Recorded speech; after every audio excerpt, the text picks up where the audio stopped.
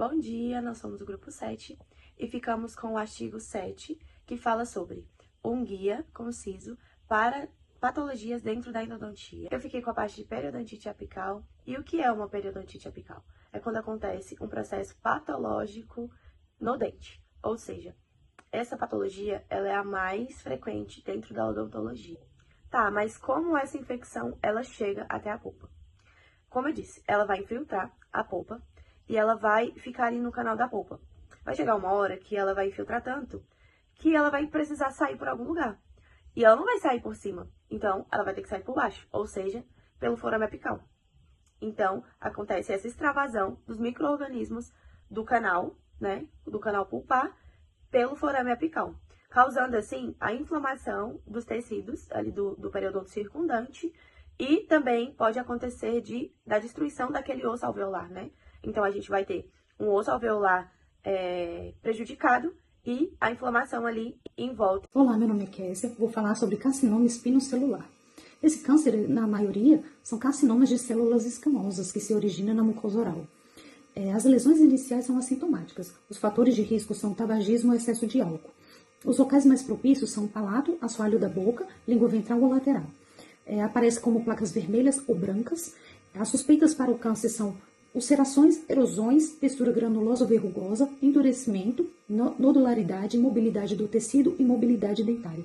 O tratamento envolve a cirurgia, a quimioterapia ou radioterapia.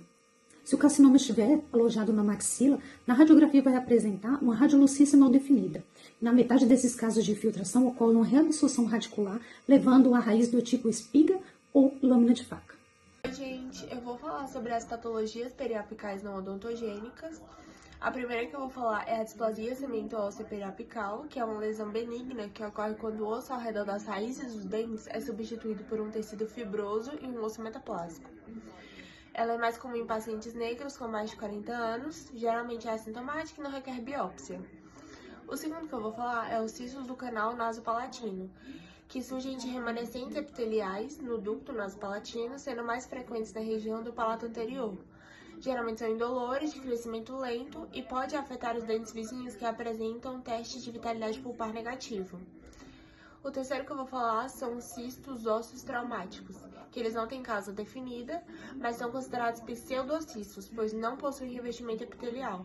Apresenta-se como lucências bem definidas nas radiografias. É mais comum em paciente jovem, especialmente com menos de 30 anos.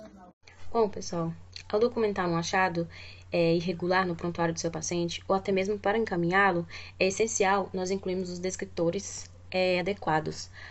Para as descrições clínicas, nós temos que considerar a localização, o tipo de lesão, formato, cor, textura, tamanho e as bordas. Para as descrições radiográficas, nós consideramos a localização precisa, a lesão localizada ou generalizada, os limites bem definidos, mal definidos, bem corticado, as formas, radiodensidade, se ela é opaca, mista ou lúcida, a relação com as estruturas adjacentes também, que são dentes, nervos, osso cortical.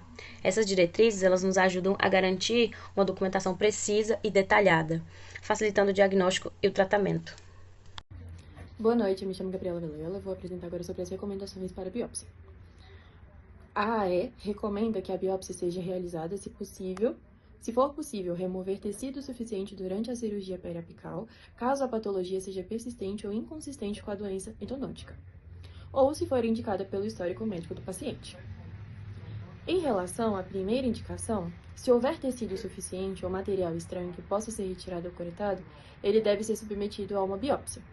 Lesões que não podem ser identificadas por exames clínicos ou radiográficos, ou aquelas que têm características de malignidade, também devem ser submetidas à biópsia.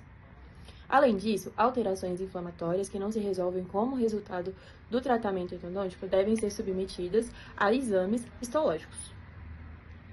O histórico médico, que sugere a utilidade de uma biópsia, inclui histórico de câncer ou condições ósseas sistêmicas.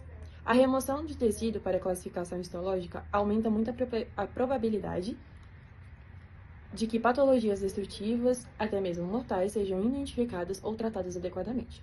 Portanto, é fundamental que os endodontistas sejam capazes de reconhecer as apresentações clássicas de patologias periapicais comuns e atípicas.